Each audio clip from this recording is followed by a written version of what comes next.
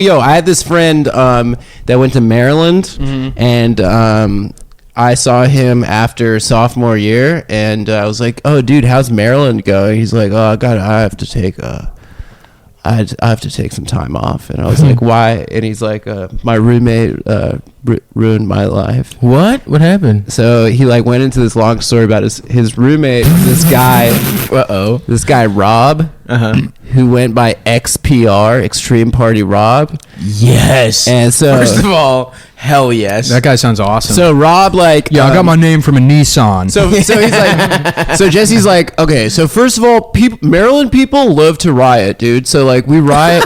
We love to find any excuse to riot. So anyway, last year we win the women's NCAA basketball championship, and we're like, fuck yeah, we're gonna fucking riot. And there's a picture on ESPN.com of this enormous fire with like sofas in there and stuff, and some dude doing the double devil horns with the tongue, like doing the pussy eating tongue it, of course, jumping over the fire. And he was like, yeah, that was Rob, dude, that was XPR. So basically he just like wake up in the morning, XPR, like they shared a room, XPR would slap him in the face, wake up in the morning and be like, all right, here's a handle of Cuervo, here's a fucking ounce of weed, we're gonna fucking be black up on you.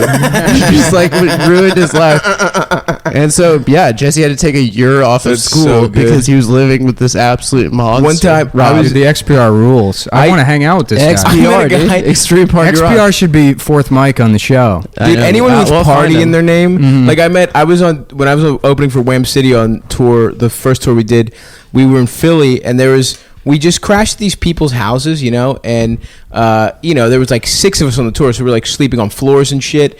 And at like 8 or 10 a.m., some guy just wanders in fucked up, just opens the door, knew the people, I guess, and he's like, hey man, it's Party Steve, man, where's the party? And it was like, we're like, it's 8 a.m., dude, what the fuck are you talking about? He's like, fucking Party Steve, you guys want to get fucked up, man? And he was some guy who in his 20s was like, he was Party Steve. He knew all the parties in Chicago. He had like a text group, but now he's just like some pathetic old man.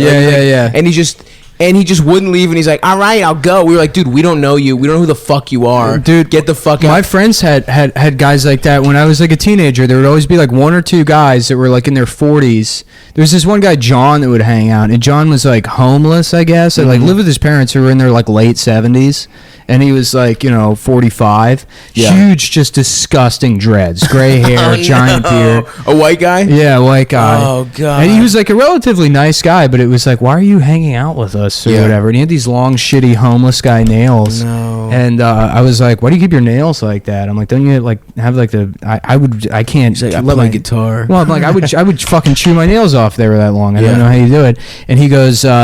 He's like, well, I actually, if you work your fingernails under each other, there's like nerve centers, and that's what you're basically getting at when you chew your fingernails off. Is like there's stress relief from hitting those nerve centers. So I just sort of work my fingernails underneath each other, and that sort of relieves it for me. He goes, plus on the streets, it's like 10 knives, so it just adds that part at the end.